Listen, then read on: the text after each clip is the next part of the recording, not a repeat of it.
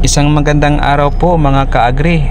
Sa araw po na ito ay tuturuan ko po kayo kung paano mag-propagate ng banana gamit ang corm propagation method. Pero bago po ang lahat, intro po muna tayo.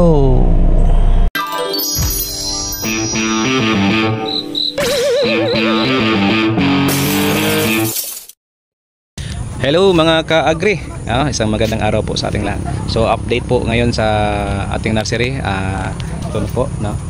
So medyo konti na lang po ang laman kasi bago lang po kami nakapagpalabas ng another batch for planting. So para po sa kaalaman ng lahat, ang pinapropagate lang po natin dito sa nursery ay purely banana lang po, no? So para sa mga kasamahan natin na medyo may nagka-interesado sa banana, so bibigyan ko po kayo ng idea kung paano po magpaparami through propagation. So itong ituturo ko po sa inyo ngayon ay isa ding paraan. Kadalasan kasi ito ginagamit sa sa pagpaparami sa lakatan, no? Yung local banana natin. Pero as of today, gi-try po natin sa Cavendish na banana. So ito po yun mga ka-agri, no? So ito ay galing sa corm ng mother plant, no? Kasi yung mga mother plant natin katulad nito, meron siyang mga sword sucker, no? Sword sucker at saka merong water sucker. So kadalasan na ginakuha natin ay yung hindi na mapakinabangan sa puno, yung tinatanggal natin. Katulad nito, tinatanggal ito. So yung corm niya ay kukunin natin, tapos i-chop natin 4 na peraso or 8, depende sa size ng corm na makuha natin. Kung medyo malaki, 6 or 8 peraso. Pero kung maliit lang katulad nito, ito 2 peraso lang ito. Kung medyo malaki, 4 na piraso. So ito na po yun mga ka-agri. So during sa process nito, yung pag-chop nito, sisiguraduhin natin na yung growing point, yung mata ng kung saan lalabas yung bagong sibol ng ng tanim ay hindi natin masisira katulad nito mga ka-agri. Yan. Ito yung mata at saka ito yung mata. So siguraduhin natin na during sa paglinis, hindi natin to matanggal. Kasi pag natanggal natin to, wala nang posibilidad na may sisibol na bago, no? So ito na yun mga ka-agri. So galing dito, pagkatapos nating ma-process, malinisan, ay yung treatment na naman yung pag-uusapan natin. So paano ba ang treatment? Hindi ko lang naipakita sa inyo kung paano tayo mag-mix, no, ng mixture natin, yung solution natin para sa treatment. Pero ipakita ko na lang sa inyo yung final product. So ito po yun. So yung ginamit natin dito is hinihalo natin is ang fungicide at saka insecticide, no? Ihalo natin sa isang drum, tapos isusok natin ito ng 10 to 15 minutes. Ito yung final na natin kanina, na chop na natin. Pagkatapos nating masok ng 10 to 15 minutes, ay ita-transfer na naman natin dito. So itong drum na ito, ang inihalo natin dito ay yung growth hormone, no? So depende na sa inyo kung anong gagamitin nyo na growth hormone.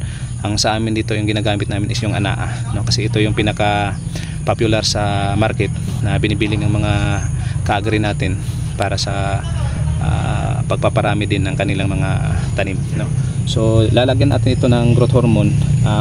Sa ibang video ko po, ipapakita ko po sa inyo kung paano yung dosage nyo, yung mixture galing dito sa Daitin, no? Daitin yung ginamit natin dito na fungicide at saka yung insecticide. Kahit anong insecticide, basta ginagamit natin yung sa vegetables ng mga insecticide, yun ang gagamitin natin dito, no? Tapos ito, ANAA lang purely. Bakit hindi natin pwede ihalo yung ANAA sa fungicide at saka insecticide? Para at least maiwasan natin yung chemical reaction. So kasi yung ANAA kasi pag inihalo natin doon sa ibang chemicals, medyo mababawasan yung efficacy niya.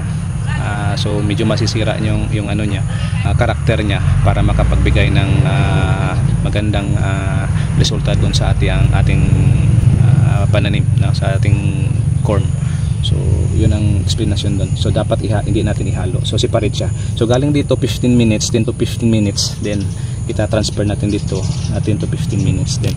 So ipakita ko sa inyo ngayon ang resulta, no? Actually meron na kaming ginawa.